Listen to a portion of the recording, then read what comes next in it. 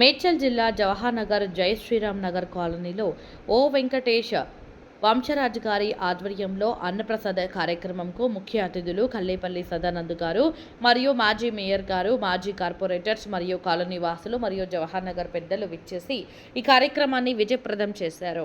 ఈ కార్యక్రమంలో ఏ మల్లారెడ్డి, ఎం రవీందర్ రెడ్డి, యాకయ్య, చారి, సర్వేచారి, అంకారావు, మల్లికార్జున్, సోను, కుమార్, గోపాలకృష్ణ, రాజేష్ ఈ కార్యక్రమంలో పాల్గొని జయప్రదం చేశారు.